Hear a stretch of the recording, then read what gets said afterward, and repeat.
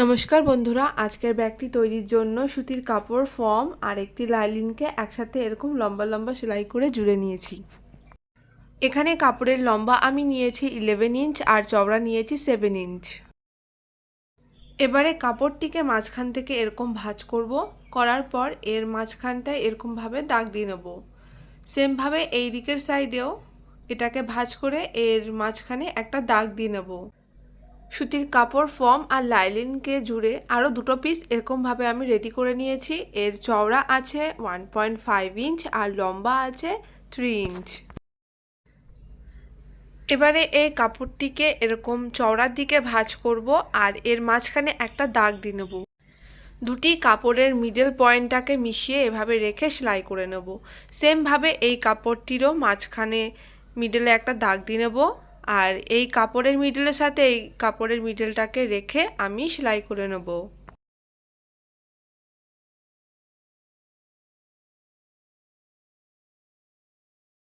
এবারে কাপড়টাকে এরকমভাবে মাঝখান থেকে ভাঁজ করে নেব।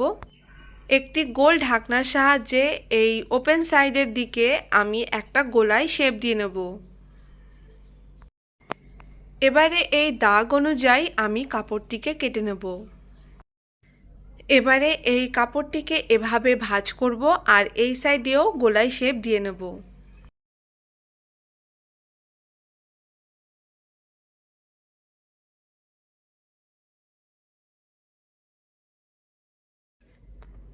এই কাপড়টিকে এভাবে ভাঁজ করব, ভাঁজ করে এখানে একটি দাগ দিয়ে নেব আর এই সাইডের কাপড়টিকেও এভাবে ভাঁজ করে এই সাইডে একটা দাগ দিয়ে নেব।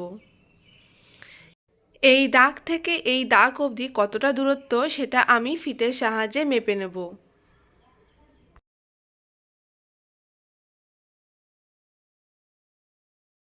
এখানে দুটো পয়েন্টের দূরত্ব হয়েছে 8 ইঞ্চ। 9 ইঞ্চের একটা আমি চেন নিয়ে নেব, কেননা দু সাইডে হাফ ইঞ্চ আমার সেলাইয়ে চলে যাবে। দেখুন বন্ধুরা, এখানে আমি 9 ইঞ্চের একটা চেন নিয়েছি। এবারে চেনটাকে এর সাথে উল্টোভাবে রাখবো, এর সাথে সোজা সেলাই করে নেব আর এই সাইডে এভাবে চেনটা রেখে সোজা সেলাই করে নেব।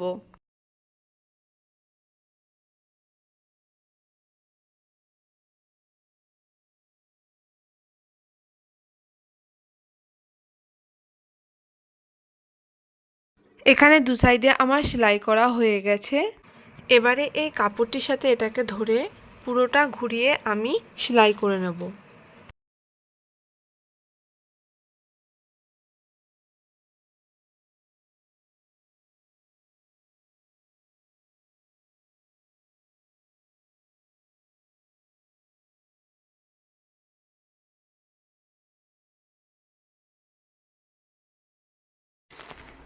একইভাবে এর সাথে এই কাপড়টিকে আমি সেলাই করে নেব।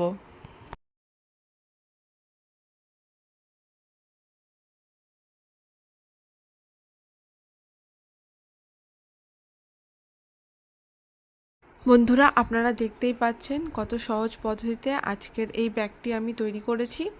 যদি আমার এই ভিডিওটি ভালো লেগে থাকে তবে অবশ্যই লাইক, কমেন্ট, শেয়ার করবেন। আর আমার চ্যানেলটি যদি সাবস্ক্রাইব না করে থাকেন তাহলে আমার চ্যানেলটিকে সাবস্ক্রাইব করে আমার পাশে থাকবেন। ভিডিওটি দেখার জন্য আপনাদের অসংখ্য ধন্যবাদ।